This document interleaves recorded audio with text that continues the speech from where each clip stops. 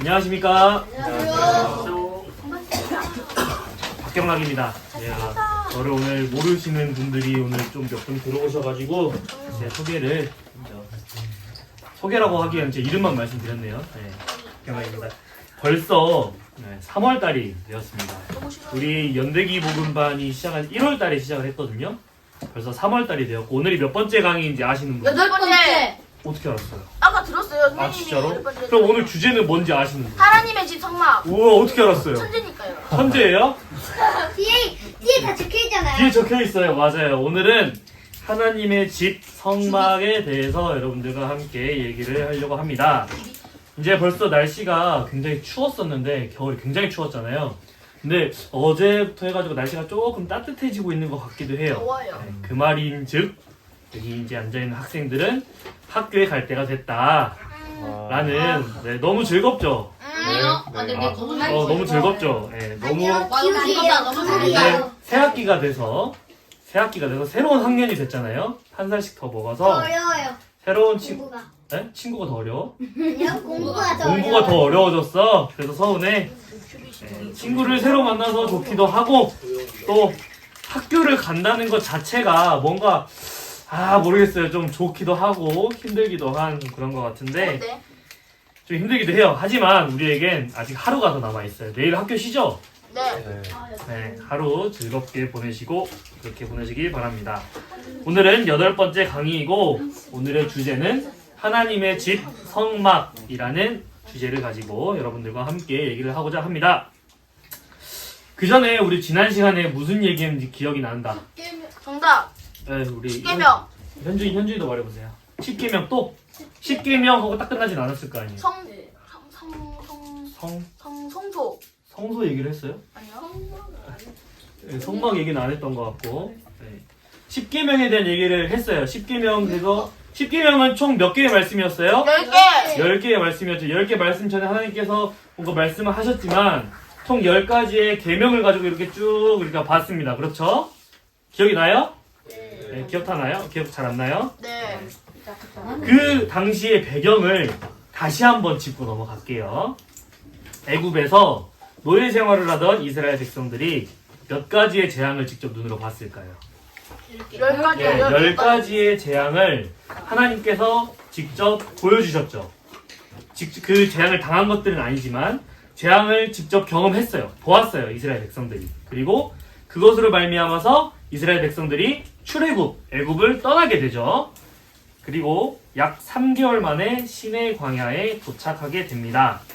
모세는 그곳에서 시내 광야에서 시내산에 올라서 율법을 받고 율법만 받은 것이 아니라 성막의 건축 과정에 대한 얘기를 쭉 받습니다. 그래서 우리가 지난 시간에는 율법인 10계명 얘기를 했고 이번 시간엔 무슨 얘기를 한다고요? 성막에 대한 얘기를 할 겁니다. 모세가 하나님을 만나서 그 시내 광야, 시내 산에서 약 40일간 머무르면서 10계명을 받고 성막에 대한 내용을 받습니다. 그리고 우리 지난 시간에 우리 대진 선생님께서 설명을 해주셨는데 여기 있는 말씀 보면 그러자 모든 백성들이 여호와께서 명령하신 것을 우리가 다 행하겠습니다 하고 일제히 대답하였다라고 얘기를 했습니다. 이 말은 이스라엘에게 하나님이 어떤 말씀을 하시고 어떤 말씀을 하셨을 때 이스라엘 백성들이 하나님 그건 좀 힘들 것 같은데요 라고 했다고요? 그 말이 아니에요. 하나님께서 무슨 말씀을 하시던 간에 하나님께서 나를 이스라엘 사람들을 애굽에서 구해주셨으니까 나는 하나님이 어떤 말씀을 하시든 따르겠습니다 라고 고백을 했습니다. 그런 고백한 이스라엘 백성들에게 율법과 성막을 주셨는데 이 장면은 하나님과 백성 간에 서로 약속을 하는 장면이에요. 언약이라고 하거든요. 약속을 맺는 장면이고 하나님이 가르쳐주신 법과 규칙을 따르겠다고 백성들이 스스로 다짐했습니다. 그런데 백성들은 이 모든 하나님의 약속과 하나님의 율법을 다 지킬 수 있었을까요? 없었을까요? 없었어요. 없었어요. 그 얘기를 또 계속하도록 하겠습니다.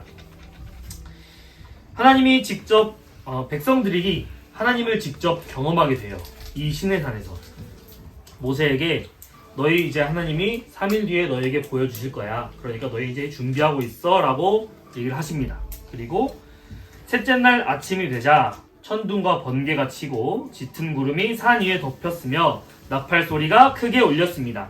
이때 백성들의 마음은 어땠을까요? 무서워요. 무서워요. 무서웠겠죠. 갑자기 날씨가 좋았는데 어색하기만 해도 오늘 아침이 되자 하나님이 오신대. 그래서 우리 다 준비해야 돼 해서 옷도 빨고 뭐 하나님께서 지키라고 하신 것들을 다 지키면서 이렇게 있었는데 갑자기 셋째 날 아침 하나님께서 오시겠다라고 말씀하신 아침이 되자 갑자기 구름이 빽빽하게 끼고 하늘에서 번개가 치고 여기 보면 번개와 빽빽한 구름이 산 위에 있고라고 되어 있는데 우레와 번개가 여기에선 복수형으로 쓰였어요. 단수형 반대 복수형 S 쓰는 거 뭔지 알아요? 사람, 여러 가지. 사람들, 사과들, 우레들, 번개들. 이건 무슨 뜻일까요? 계속해서 우레가 치고 계속 번개가 치고 하나님께서 나타나기 전에 하나님의 목소리가 들리기 전에 이런 현상이 계속 일어났다고 하는 것입니다. 그리고 하나님께서 음성을 백성들에게 직접 듣도록 하셨는데 왜 하나님께서 이 세상에 오실 때 강림하실 때 평안함과 아름다운 세상을 보여주지 않으셨고 무시무시한 연출을 하셨을까요? 왜 그러셨을까요? 이게 너희의 미래. 아 이게 너희의 미래다. 자유롭게 생각을 한번 해보세요. 하나님이 왜 이렇게 무섭고 이렇게 오셨을까? 너희의 조상. 웅장하게 오셨을까요? 너희의 조상 이렇게. 언약을 하러 오셨으니까 너희의 조상 이렇게. 네. 나쁜 짓을. 제가 말씀드릴게요. 하나님은 위엄과 영광이 정말 가득한 분이세요. 맞죠? 네, 맞죠? 하나님은 사람이 가볍게 생각할 정도로 가벼운 분이 아니세요. 맞아요? 무거워요? 네, 하나님 무거우신 분이에요. 몸무게가 무겁다는 게 아니에요. 이해하고 있죠? 네. 하나님의 위엄, 영광은 사실 사람이 어떻게 측량하거나 보거나 할 수 없을 만큼 크고도 놀라우신 분이세요. 그래서 하나님은 이스라엘에게 자신이 어떤 분인지 우레, 번개, 빽빽한 구름, 나팔 소리 등으로 보여주셨어요. 하나님의 복음이 전해지는 이 시간도 마찬가지입니다. 하나님께서 직접 여러분들에게 하나님의 복음을 전하고 있지는 않습니다. 하나님의 메신저로 세운 사람들을 통해서 여러분들이 하나님의 복음을 듣고 있는데 제가 말하고 있는 이 모든 내용들은 하나님의 복음 시간이에요. 이 복음 시간을 정말 가볍게 여기고 대수롭지 않게 여기고 옆에 친구와 장난치면서 아무렇지 않게 대할 수 있는 시간이 아니라는 것을 여러분들이 마음속에 새기고 이 말씀을 들었으면 좋겠습니다. 10계명, 10가지에 대해서 하나님께서 말씀하셨는데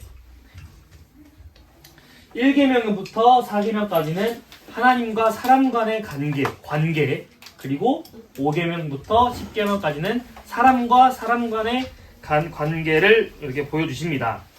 이 계명들은 이스라엘 백성들을 거룩한 백성으로 구별하기 위해서 이렇게 하셨습니다. 그리고 이 계명은 인간들의 죄를 깨닫도록 하는 역할을 하는데 사람들은 이 율법을 완벽하게 지킬 수 있었다고요? 네, 없었어요.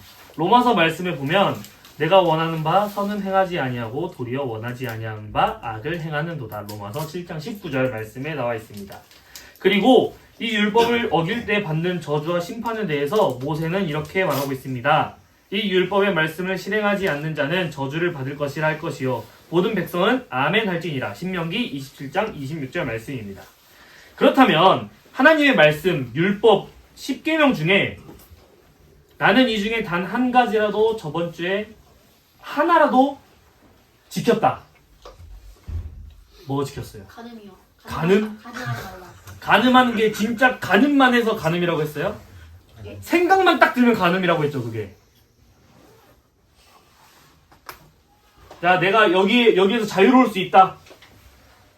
야, 이렇게 봅시다. 그러면은 하루 힘들었잖아. 일주일 동안 내가 이걸 지킬 수 있다, 오늘부터. 일주일 동안 마음속에 갑자기 탁 가늠하는 마음, 내가 저거 뭐일 거야? 뭐 이런 마음 안 들게 살 수 있다. 가늠이 뭔지. 친구가 갑자기 누가 팍 때렸어. 그러면은 내가 널 사랑해 라고 평생 살 수 있다. 손. 없어요? 그건 쉽지 않겠어요? 한 가지도 어기기 어려운 이 계명들을 주셨는데 한 가지라도 어기면 구원을 받을 수 있다고요? 네, 구원을 받을 수 없다고 성경에 나와 있습니다. 그러면 왜 하나님은 지키지도 못할 법을 사람들에게 주셨을까요? 지키라고. 그게 로마서 3장 20절 말씀 다 같이 한번 읽어보도록 하겠습니다. 시작.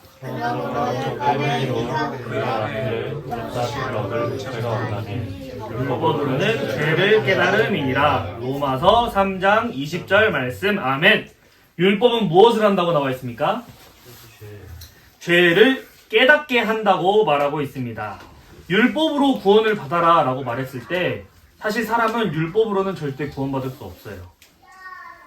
하나님이 요구하시는 최소의 기준조차도 지킬 수 없음을 여러분 스스로가 방금 경험했을 거예요. 그런데 그렇기 때문에 이 율법을 봤을 때 우리가 죄인임을 알 수 있습니다. 우리는 죄를 지으며 살 수밖에 없는 연약한 존재임을 이 율법은 보여주고 있습니다. 그리고 율법은 사람이 죄를 깨닫게 해줄 뿐 죄를 없애는 역할은 하지 못해요. 그렇다면 사람이 죄를 사하여 의롭게 할 수 있는 방법이 있다라고 한다면 그건 무엇일까요? 구원? 그것이 바로 오늘 배우게 될 성막에 대한 얘기입니다. 성막은 죄를 해결할 수 있는 방법을 제시하고 있어요. 하나님께서는 율법인 십계명과 함께 성막을 만드는 방법과 순서를 가르쳐 주셨습니다.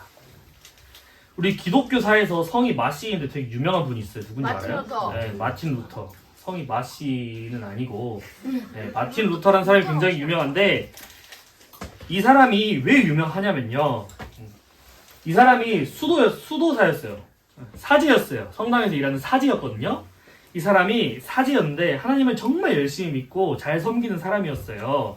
근데 이 당시에 유럽에 치명적인 전염병이 하나 돌아왔는데 혹시 그 병이 뭔지 알아요? 흑사병. 오, 맞아요. 흑사병. 흑사병이라는 되게 치명적인 전염병이 돌았어요. 흑사병이 무슨 병인지는 알아요? 그 손가락 검정색으로 온몸이 손가락. 검정색으로 네, 막 터져요. 검정색으로 막 온몸이 썩어 들어가는 무시무시한 병이에요. 까마귀. 그래서 제가 사진을 가지고 올려다가 너무 잔인하고 무서워서 이렇게 사진을 가지고 오진 못했는데 손가락 끝이 까매지고 그래서 손을 잘라야 되고 뭐 이런 병이에요. 근데 이 균이 폐로 들어가잖아요. 그러면은 폐로 들어가면 기침을 하겠죠. 그러면 피를 토해요. 폐에 들어간 사람은 99% 죽었다고 해요. 사망률이 약 50%, 60%에서 90%까지 굉장히 무서운 병이었어요. 근데 지금은 고칠 수 있어요. 지금은 고칠 수 있는데 지금은 약이 있어요. 고칠 수 있는데 그 당시에는 약이 없어서 고칠 수가 없었어요. 이런 분위기 속에서 교회는 어떻게 했을까?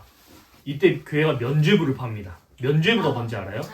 아까 네. 계신 너희 돈 내면 돈 너희 내면 교회 돈 죄 내면 면할 수 있어. 짤그랑 소리가 나면 너네 그거 영원히 구원받는 소리야. 너네 천국 갈 수 있어 그러면. 그리고 너네 이 병 나음 받을 수 있어 라고 교회가 그렇게 팔았어요.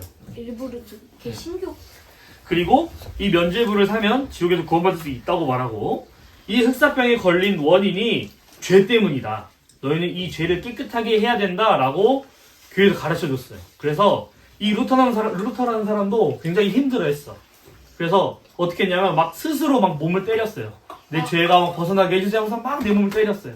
그리고 교회가 이렇게 높잖아요. 유럽에 가면 거기 계단을 무릎으로 막 올라갔다 내려갔다 했어요. 자해요? 왜요? 자해하듯이. 배워요. 루터는 이런 시기에 태어나서 누구보다 열심히 이런 일들을 했어요. 그럼에도 불구하고 하나님께서 주신 이 10가지 계명 중에 단 한 가지라도 내 마음속에 자유함이 없는 거예요. 그것 때문에 루터가 너무너무 힘들었어요. 매일 때리고 나를 고난에 넣고 막 힘들게 하고 아프게 해도 계속 마음속으로 죄가 떠오르는 거예요. 이런 루터가 너무너무 힘들어하고 있을 때 루터가 이 성경책을 읽게 돼요. 로마서 1장 17절. 다 같이 한번 읽어볼까요? 시작. 오이는 이유는 믿음으로 말미암아 살리라 함과 같으니라. 로마서 1장 17절 말씀. 루터는 이 성경 말씀을 읽자마자 깨달았어요. 선행을 한다고 해서 착한 일을 한다고 해서 내가 죄로부터 자유로워질 수는 없다. 내가 구원을 받는 방법은 오직 믿음으로 구원을 받는구나 라는 것을 이 성경을 보고 깨달았습니다. 율법으로는 완전한 의를 이룰 수 없다는 것을 깨닫고 오직 믿음으로만 구원받을 수 있다는 것을 루터는 깨달았습니다. 율법으로는 인간이 지은 죄를 해결할 수 없었기 때문에 하나님께서는 죄를 해결하기 위한 해결책으로 성막을 주셨어요. 성막은 이스라엘 백성들이 광야에서 하나님을 예배하기 위해서 만든 이동식 성전이라고 말하면 이해하기 쉬울 것 같습니다. 성전은 건물이잖아요. 이 건물이 아니라 이때 당시 이스라엘 백성들이 시내산에서부터 하나님께서 부르신 가나안 땅으로 가야 했기 때문에 건물을 지어놓으면 가지고 가기 힘들잖아요. 그래서 성막, 천막을 만들었어요. 천막을 만들어서 이 천막을 가지고 이제 가나안 땅까지 가게 됩니다. 이 성막은 하나님이 이스라엘과 함께 하신다는 상징이었습니다. 그리고 성경에 성소, 성막, 성전에 대한 얘기가 굉장히 많이 나와 있는데 약 성경에서 55장 정도를 할애해서 이 성막에 대한 얘기를 하고 있는데요. 이것은 성경의 약 20분의 1 정도 성경이 할애해서 이 성소에 대한 얘기를 하고 있습니다. 꽤 많은 분량이 성경에 기록되어 있다는 것을 알 수 있는데 또한 성막의 가장 큰 특징 중 하나는 하나님께서 100% 설계하셨다는 거예요. 그리고 그 설계대로 지었을 때 하나님께서 이 성막에 임재하셨다는 것을 우리는 알 수 있습니다. 성막에 대한 내용이 방금 전에 55장에 대한 굉장히 많은 내용이 나와 있는데 여러분들께 이 55장의 내용을 여기다 쭉 적어놓고 하나하나 설명하면 여러분들이 시간을 어떻게 보내겠어요? 굉장히 힘들게 보내겠죠? 그래서 눈으로 보는 게 더 좋겠다 해서 우리 성막에 대한 영상을 하나 가지고 왔는데 우리 다 같이 보도록 하겠습니다. 이스라엘 백성들에게는 첫 번째 성소였던 성막, 이곳은 하나님이 계시는 곳이자 하나님께서 백성들과 만나주셨던 만남의 자리였습니다. 성막의 울타리에서부터 성막의 내부까지 구조는 물론이고 재료 하나까지도 하나님의 손길이 거치지 않은 곳이 없는 성막. 이 성막은 구원은 그저 주어진 것이 아니며 예배가 얼마나 복된 자리인지를 깨닫게 해줍니다.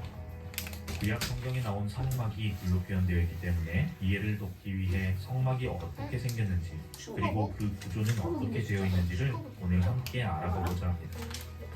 하나님께서 광야 40년 동안에 가나안 땅을 향해 오시면서 하나님과 이스라엘 백성들이 만났던 그 성막은 사실 하나님께서 거룩이 뭔지 그리고 하나님께 나아가는 그 백성들의 마음은 어떤 거였는지 볼 수 있는 아주 중요한 매개체입니다. 이 성막은 예수님으로 인해서 모든 휘장이 갈라짐에 따라 예수님께서 보내주신 성령 시대를 살아가는 우리이지만 하나님께 나아가는 그 거룩한 마음을 배우기 위해서 우리는 성막을 볼 필요가 있습니다. 성막은 출애굽기 25장과 26장에 하나님께서 성막을 어떻게 만들지에 대해 그 재료까지 세세하게 가르쳐 주십니다. 그리고 이 모든 재료는 이스라엘 백성들로 하여금 기쁘게 내는 것을 받아서 지으라 명령하시죠. 단 하나뿐인 성소의 문이 있는 동쪽을 기준으로 번제단, 물두멍, 그리고 성막이 있는데 성막에 들어가게 되면 성소와 지성소가 있습니다. 동쪽인 성막의 입구로 들어와서 예물을 드리게 되는데 번제단을 기준으로 북쪽에서 예물을 드리는 사람이 가축을 잡습니다. 그렇게 해서 잡게 된 가축의 피를 가져다가 번제단 네 모퉁이에 있는 번제단의 뿔에 피를 묻히고 가축을 번제단 위에다가 올립니다. 그렇게 태우게 되면 그것은 화제로서 하나님 앞에 향기로운 냄새로 드려지는 것이죠. 번제단에서 조금 더 이동하게 되면 그 앞에 물두멍이 있습니다. 물두멍에서는 제사장들이 손이나 발을 씻도록 되어 있습니다. 이때 손이나 발을 씻지 않고 성막 안에 들어가게 되면 제사장은 반드시 죽게 됩니다. 성막 안에 있는 성소를 보면 그 바깥에는 해달 가죽으로 덮여져 있습니다. 그 안에 들어가게 되면 나오는 곳이 바로 성소입니다. 이 성소에는 제사장들만이 들어올 수 있습니다. 제사장들이 들어오면 입구인 동쪽을 기준으로 서쪽인 지성소 앞에는 분향단이 있습니다. 이 분향단에는 지정된 향을 섞어서 만든 것을 태움으로써 거룩한 향기를 냅니다. 성소에서 북쪽에 보이는 것이 바로 떡상입니다. 떡상은 하나님 앞에 떡을 차려서 놓는 것을 말하는데 12장의 진설병을 두 줄로 6장씩 쌓아 놓습니다. 그리고 성소의 남쪽에는 살구나무 꽃 모양을 한 등잔대가 있습니다. 이 성소 안에 더욱 거룩한 곳은 바로 지성소입니다. 지성소에는 대제사장만이 들어갈 수 있는데 1년에 딱 하루 있는 속죄일에만 들어갈 수 있습니다. 이 지성소 안에는 언약궤가 있습니다. 언약궤 위에 있는 것이 바로 속죄소인데 그룹이라고 하는 천사 두 명이 서로 날개를 맞대고 번역궤를 덮고 있는 모습을 가집니다. 법궤 안에는 세 가지 물건이 들어있습니다.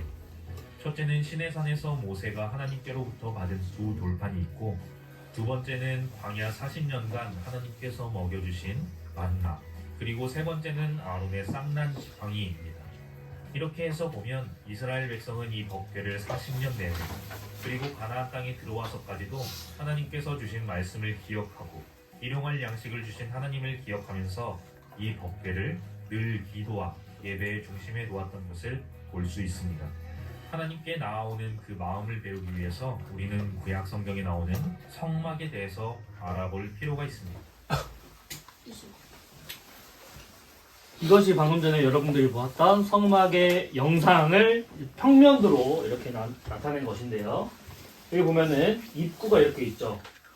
신기한 것은 이렇게 넓은데 입구가 몇 개 있을까요? 네, 딱 한 개 이렇게 있습니다.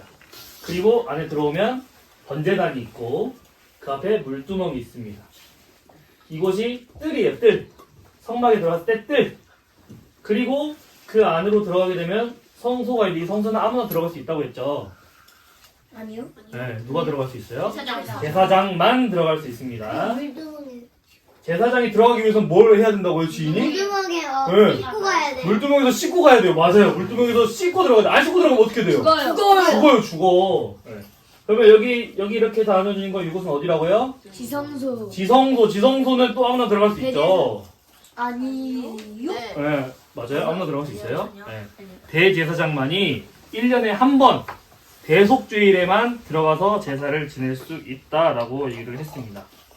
오늘은 뜰에서 드려지는 제사에 대해서 좀 더 깊게 얘기를 할 건데, 이 뜰에 들어올 수 있는 사람은 이스라엘 백성들이 이때 뜰에 다 들어올 수 있었어요. 성막의 뜰은 하나님께 예배드리기 위해서 온 이스라엘 백성들이 들어올 수 있었고, 제사장들이 당연히 들어올 수 있었겠죠. 성막 안에서 제사를 드리고 봉사하는 역할을 했고, 그리고 내 죄를 사함받아야 하는 죄인들이 들어올 수 있었습니다. 죄를 용서받거나 하나님께 감사하기 위해서 제물을 가져온 사람들은 뜰 안으로 들어와서 제사를 드릴 수 있었습니다. 성막은 하나님의 거룩한 임재가 있는 곳이었고 뜰은 하나님께 가까이 가는 첫 번째 장소였습니다. 사람들은 뜰에서 제사를 드리고 죄를 용서받고 하나님을 경배했습니다. 그러나 성소와 지성소는 철저히 구분해서 제사장과 대제사장만 들어가서 제사를 지낼 수 있었습니다. 여러분, 밖에 나갔다 오면 엄마가 뭐부터 하라고 해요? 손 씻어라. 손부터 씻으라고 하죠. 왜 손부터 씻으라고 해요? 더러워요. 손이 더러우니까. 그쵸? 근데 여러분 그거 아세요? 손을 씻어야 된다라는 개념이, 생각이 언제부터 있었을까요? 아기 때. 옛날. 아기 때? 옛날부터? 뱃속에 있었을 때. 아, 그렇죠. 뱃속에 있었을 때겠죠. 네. 얼마 안 됐어요, 생각보다. 200년 전부터 손을 씻기 시작했다고 해요, 사람들이. 왜냐면 유럽 사람들이 손 씻는 것을 그렇게 중요하게 생각하지 않았어요. 그래서 19세기 전까지 1800년대만 해도 의사들이 수술하기 전에 손을 안 씻었어요. 아. 세분 그 드라마, 영화, 뭐죠? 요즘 유행하는 드라마? 중증 외상센터 봤어요? 네. 그 백강혁 교수가 들어가기 전에 손 안 씻고 들어가면 어떻게 되겠어요? 사람 죽어요. 사람 죽겠죠. 근데 의사들이 손을 안 씻고 들어갔어요. 왜? 몰라서. 손을 씻어야 되는 줄 몰랐어요. 근데 어떤 헝가리의 의사 이그나즈 제멜바이스라는 사람이 이름이 엄청 어떤 사람이 이렇게 산부인과 의사였는데 아이를 낳잖아요. 근데 요 방에서는 많이 아이들이 너무 많이 죽는 거야. 근데 다른 방에서는 아이들이 잘 안 죽었어요. 그래서 이게 왜 그럴까? 한번 딱 보니까 손만 씻었어. 이 방에 있는 사람들은 수술하기 전에 손을 씻고 들어갔어요. 요 방에 있는 사람들은 손을 안 씻고 들어갔어. 그래서 차이가 나는가 보다라고 생각을 하고 그 사람이 손을 씻어야 됩니다 라고 이렇게 얘기를 했어요. 그 사람 어떻게 됐을까요? 죽었어요. 네, 바보가 됐어요. 바보. 왜 바보가 됐냐면, 아니 지금까지 손 안 씻고 잘 했는데 이렇게 얘기를 한 거예요. 근데 우리가 지금 봤을 때는 누가 바보 같아요? 손 안 씻는 사람이 바보 같죠? 네. 손 안 씻고 여러분들 태어나러 들어갔다고 생각해봐요. 말이 돼요 이게? 안 되죠. 근데 당시 사람들은 그 말을 믿지 않았고 오히려 제멜바이스라는 사람은 비난을 받았습니다. 나중에 뭐 파스텔르나 아까 현지가 말했던 파스텔르나 이런 사람들이 파스텔르라는 과학자들이 보니까 손에 세균과 미생물들이 정말 많다는 것을 알았고 그리고 그 다음부터 손 씻기의 중요성이 인정되었습니다. 오늘날에는 손 씻는 게 되게 당연한 거잖아요. 나갔다 오면 엄마가 손부터 씻으라고 하잖아요. 무조건. 그쵸? 근데 역사적으로 손을 깨끗하게 씻기 시작한 것은 불과 200년밖에 되지 않았고 근데 하나님께서는 훨씬 이전부터 제사장들에게 손을 씻고 성소에 들어오라고 말씀을 하셨습니다. 훨씬 전부터 제사장들은 번제단에서 동물을 잡고 동물을 직접 죽이진 않았지만 피를 뿌리고 피를 바르는 역할을 했기 때문에 손과 발이 쉽게 더러워졌습니다. 하나님께 드리는 제사는 깨끗하고 거룩해야 했기 때문에 손발을 씻는 과정이 반드시 필요했어요. 이 성막이 완성됐을 때 이제 상상도인데 상상 그림이에요. 어때 보여요? 성막이 좀 화려해 보이나요? 아니요. 별로 안 그래 보여요? 예. 요즘 말은 아니고 좀 선생님이 어렸을 때 좀 쓰던 말인데 좀 허접해 보인다고 해야 될까? 아주 그런 거 같죠, 살짝. 요즘도 써요? 허접하다? 허접. 성경에 따르면 성막 건축에 금, 은, 청동, 가죽 등 값진 재료가 정말 많이 사용되었는데 지금 현재 우리나라 돈으로 바꾸면 얼마 정도 될까요? 12요. 생각해 본 적 있어요? 12요. 자, 힌트 하나 줄게요. 금은 여기 얼마 들어갔을까? 1% 120달러. 금은 지금 이걸로 따지면 한 1톤 정도 들어갔대요. 이 성막 만드는데. 1톤이면은 네. 몇억 하겠는데? 1톤이면 1000억 정도 합니다. 1000억. 좋아하겠지. 네. 그리고 은은 한 3.4톤 들어갔대요. 3.4톤. 네. 동은 2.4톤. 은이 가장 네, 좀 많이 들어갔죠? 이제 다시 보니까 좀 허접해 보여요? 3조. 아니요. 네, 별로 안 허접해 보이죠? 한 7조 원 정도 들어갔다고 해요. 7조 원 정도 우리나라 돈으로 바꿨을 때 7조? 물론 7조 원을. 하나님께서 이 세상을 창조하시고 만드신 분이기 때문에 7조가 뭐예요? 1700억 조가 들었어도 하나님께서 들어가시기에 너무 작고 허접한 곳이었는데 이 비싼 성막이 하나님께서 주신 것도 있지만 백성들이 자기들이 즐거워하면서 냈어요. 하나님의 거하실 성막을 만든다라고 해서 백성들이 가진 것을 즐거워하면서 냈어요. 그것으로 즐겁게 그것으로 이 성막을 만들었습니다. 이 성막은 하나님께서 여기서부터 여기는 얼마 규빗, 여기서부터 여기는 얼마 규빗으로 만들고 이것은 뭘로 만들고 저걸로 만들고 이 색깔로 만들고 저 색깔로 만들어 하나하나 하나님께서 이렇게 들어가셨는데 이것은 무엇을 의미하느냐? 적당히 필요에 맞게 수정할 수도 있잖아요. 뭐 예를 들어서 입구가 한 개밖에 없다고 했는데 여기에만 있으면 여기 있는 사람들 오기 힘들잖아요. 그럼 여기도 입구를 만들고, 예? 여기 입구를 만들려면 여기 성소가 여기 있는 게 조금 그러니까 가운데다가 놔두고, 그리고 사람들이 많이 제사를 드려야 되니까 번제단 한 개 놔두기 좀 아쉽잖아. 뭐 동서남북으로 막 4개씩 놔두고, 이렇게 하면 더 많은 사람들이 하나님께 제사를 드릴 수 있잖아요. 근데 그렇게 했어요? 아니요. 그렇게 안 했어요. 만약에 그렇게 했다면 하나님께서 임재하셨을까? 분노해요. 예. 하나님께서 지으란 대로 지었는데 그렇게 했을 때 하나님의 영광이 이 성막에 충만함에라고 성경은 말하고 있습니다. 그렇다면 하나님께서 왜 굳이 이 성막을 만들려고 하셨을까? 하나님은 본질적으로 거룩하신 분이에요. 그러나 인간은 죄로 인해서 하나님과 죄를 지은 인간의 관계가 끊어졌습니다. 아담과 하와 이후로 인간은 죄인이 되었고 하나님과 직접 교제할 수 없게 되었습니다. 그래서 하나님을 만나려면 죄가 해결돼야 돼요.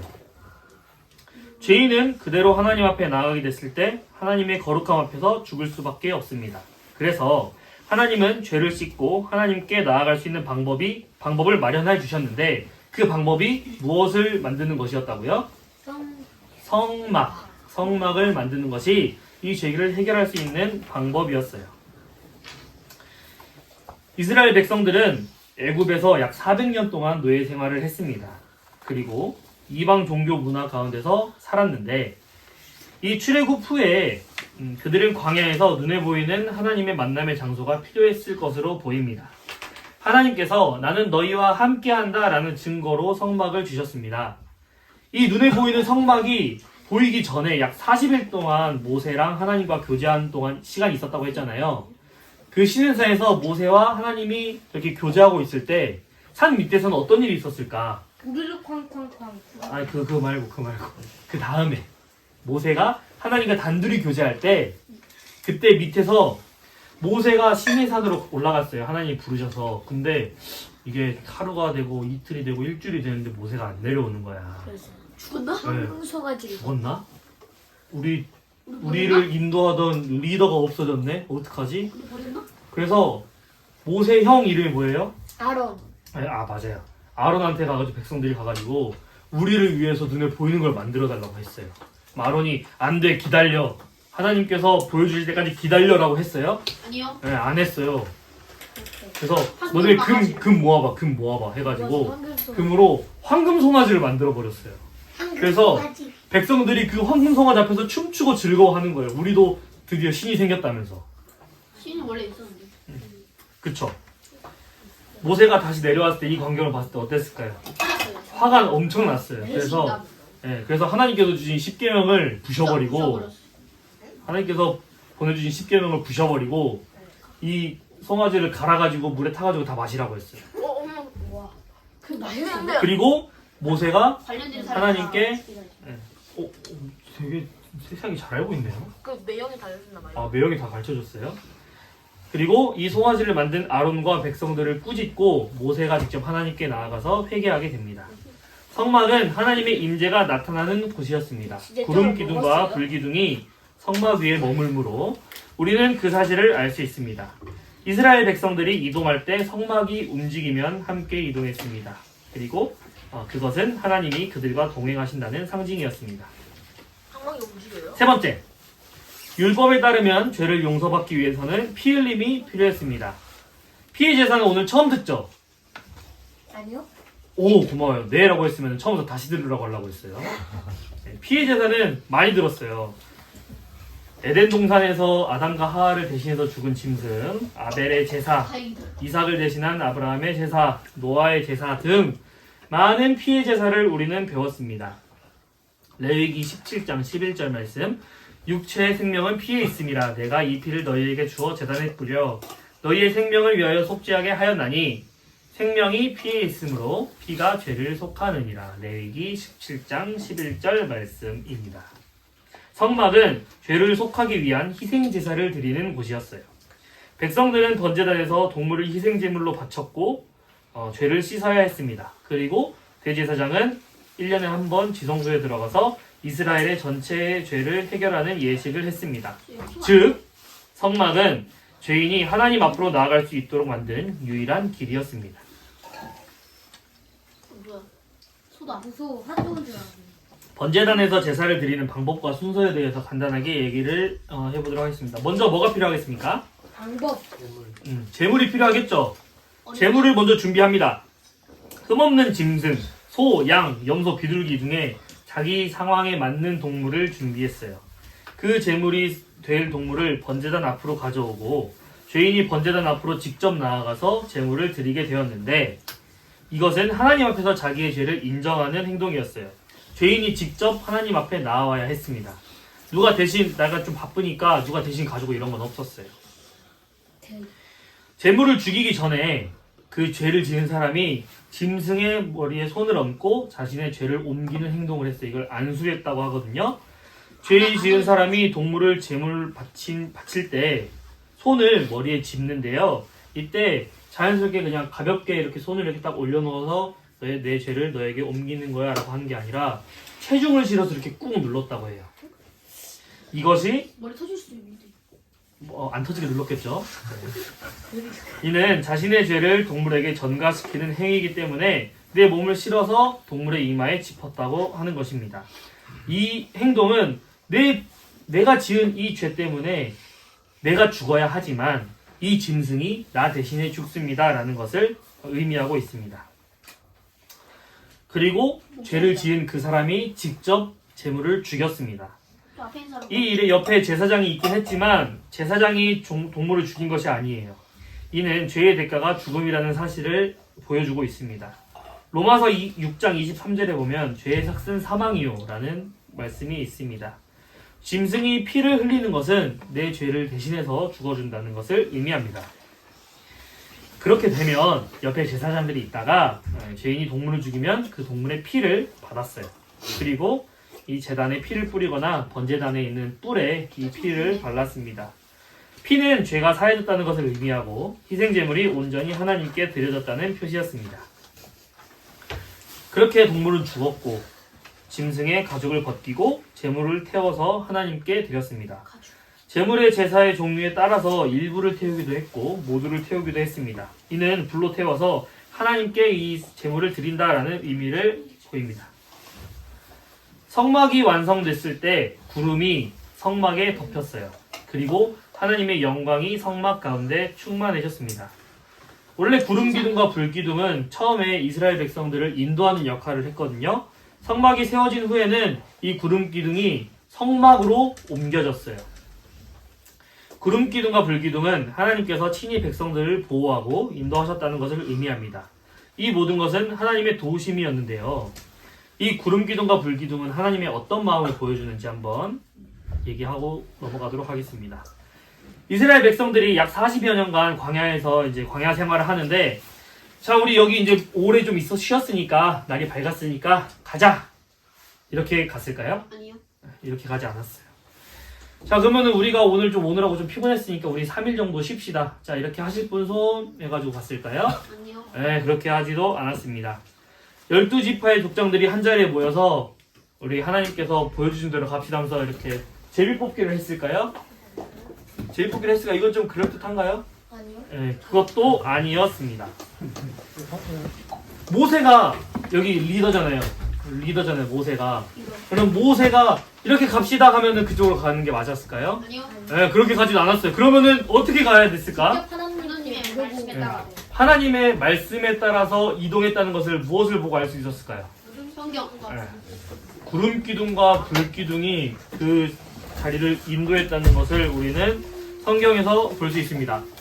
구름이 성막 위에서 떠오를 때 이스라엘 자손이 그 모든 행진하는 길에 앞으로 나아갔고, 구름이 떠오르지 않을 때에는 떠오르는 날까지 나아가지 아니하였으며 라고 성경에 나와 있습니다. 좀 더 쉬고 싶어도 구름 기둥이 떠오르면 가야 했습니다. 좀 더 가고 싶어도 구름 기둥이 멈추면 멈추어야 했습니다. 그러면은 이스라엘 백성들이 이제 가나안 땅으로 가야 되는데 그 사람들한테 뭐 지도가 있어요, 나침반이 있어요, 아무것도 없잖아요. 그럼 어떻게 가야 됐을까요? 불기둥이나 그냥 불기둥과 구름 기둥만 계속 따라가는 거예요. 이리 갈까 저리 갈까 고민할 필요가 없었어요. 지도를 볼 필요도 없었습니다. 심지어는 주님 내가 어디로 가리까라고 기도할 필요도 없었습니다. 왜냐하면 구름 기둥이 가는 대로 따라가면 됐었거든요. 인간의 눈으로 보기에는 정말 안 좋은 길 같아 보였을 수도 있어요. 왜냐하면 그 앞에 우리는 홍해 사건을 보았잖아요. 네. 구름 기둥이 인도한 길로 따라가는데 앞에 홍해가 있네. 근데 뒤에는 애국 병사들이 나를 쫓아오고 있네. 이 길이 처음 봤을 때는 어떤 길인 것 같아요? 죽음의 길인 것 같고 다시 잡혀가야 될 길인 것 같잖아요. 그런데 구름 기둥이 인도하지 않은 대로, 구름 기둥은 홍해로 인도했잖아요. 근데 구름 기둥이 인도하지 않은 대로 홍해가 아닌 정말 평탄한 평지로 내 생각에 맞는 곳으로 갔다면 어떻게 됐을까요? 불기둥이 다 불기둥에 타 죽진 않았을 거고 애국 병사들한테 다 잡혔겠죠. 네. 다시 다 돌아오게 됐을 거예요. 근데 지나고 나니까 하나님께서 하나님의 방법이 있으셨잖아요. 홍해를 가르셨고, 홍해는 이스라엘 백성들은 홍해를 건너게 하셨고, 애굽으로부터 쫓아오던 그 병사들은 전부 다 홍해에 갇혀서 죽게 되었습니다. 인간의 본 눈으로 봤을 때 안 좋은 길이었어도 나중에 지나고 보면 하나님께서 인도하신 길이 가장 안전한 길이었습니다. 밤에는 추운 광야이니 따뜻한 불기둥을 보내주셨고, 낮에는 더우니까 시원한 구름기둥으로 인도하셨습니다. 얼마나 알맞은 사랑입니까?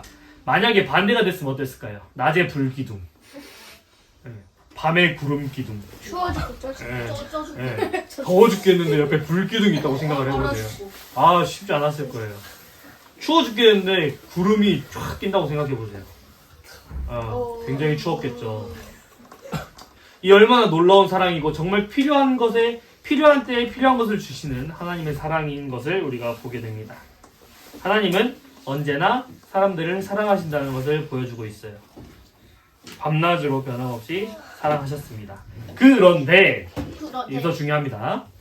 성막은 하나님과 인간이 만나는 중요한 장소였지만 몇 가지 한계를 가지고 있었어요. 그렇다는 것은 이 죄를 해결하기 위해 완벽한 해결책이 아니라는 건데 이 한계점에 대해서 몇 가지 얘기를 해보도록 하겠습니다. 죄를 완전하게 해결할 수 없었습니다. 사람들은 죄를 지을 때마다 제물을 가지고 가야 했습니다. 사람들은 죄를 매일매일 지었고 이 죄를 해결하기 위해선 매일 제사를 드려야 하는 상황이 생겼어요. 그래서 이 짐승의 죄로는 멸종될 때까지 잡아야 됐을 거예요. 짐승의 피로는 인간의 죄를 완전하게 해결할 수 없었습니다. 그리고 대제사장이 1년에 한 번씩 이스라엘의 모든 죄를 사하기 위해서 제물을 가지고 지성소로 들어갔다고 했잖아요. 1년짜리였어요. 1년짜리. 그러면 1년 뒤에는 다시 들어가야 된다는 거예요. 매년 들어갔어야 됐어요. 1년에 한 개를 가지고 있었습니다. 그렇다면 이 세상에 있는 모든 사람들의 죄를 사하기 위해선 어떤 피가 번제단에 드려져야 될까요? 하나님의 피, 예수님의 피. 다음 보겠습니다. 뜰에는 죄를 사함받기 위한 모든 사람들이 들어갈 수 있었습니다.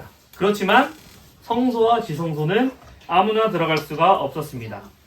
일반 백성들은 하나님과 직접 교제할 수 없었습니다.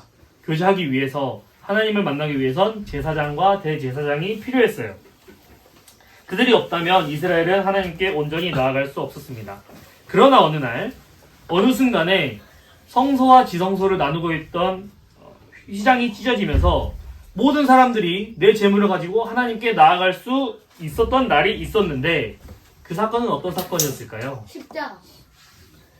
다음 보겠습니다. 성막은 해체하고 설치할 수 있는 이동식이었지만 결국 한 장소에 있는 곳이었어요. 그렇죠? 특정한 장소에서만 예배를 드릴 수 있었어요. 성막이 여기에 있으면 여기에서만 예배를 드릴 수 있었고 성막이 이동하면 이동한 곳에서만 예배를 드릴 수 있었어요. 성막이 나중에 솔로몬 시대에 성전으로 이제 건축이 되는데 성전은 움직일 수도 없어요. 그렇죠? 건물 움직일 수 없잖아요. 그래서 예배를 예루살렘에서만 드릴 수 있게 되었습니다. 그런데 어떤 분께서 영과 진리로 예배할 때가 온다고 하셔서 사람들은 어디서든 하나님을 예배할 수 있다고 하셨습니다. 그분은 누구시며 그때는 언제였을까요? 언제? 성막은 죄를 해결할 수 있는 임시적인 해결책이었습니다. 죄를 완전히 해결할 수 없었고 반복적인 제사가 필요했습니다. 모든 사람들이 하나님과 직접 교제할 수 없었고 대제사장이 필요했습니다. 그리고 장소가 제한적이었습니다. 이 모든 것은 성막은 미완성형이라는 것을 보여주고 있습니다. 그런데 하나님은 단 한 사람으로 말미암아 이 모든 미완성된 성막을 단 한 번에 해결하셨어요. 그리고 이 한계를 모두 해결하셨고 우리 모두는 하나님께 직접 나아갈 수 있게 되었습니다. 오늘 여러분들이 방금 전에 약 1시간 전에 교회에서 예배를 드리는 것을 보았을 거예요. 이곳은 예루살렘도 아니고요. 성전도 아니고요. 이곳에 제사장이 직접 있어서 제사를 드리는 것도 아니에요. 그렇지만 모든 사람들이 하나님께 나아가서 내 것을 드리면서 제사를 드리고 예배를 드리는 모습을 여러분들을 보았을 것입니다. 모든 사람들이 다 같이 찬양하고 예배드리고 경배드리고 있습니다. 이것이 어떻게 가능할까요? 누가 이 세상에 오심으로 성막의 불안정함을 다 채우시고 율법을 완성시키셨을까요? 다음 시간에 계속 하도록 하겠습니다. 그러면 기도하고 이 시간을 마치도록 하겠습니다.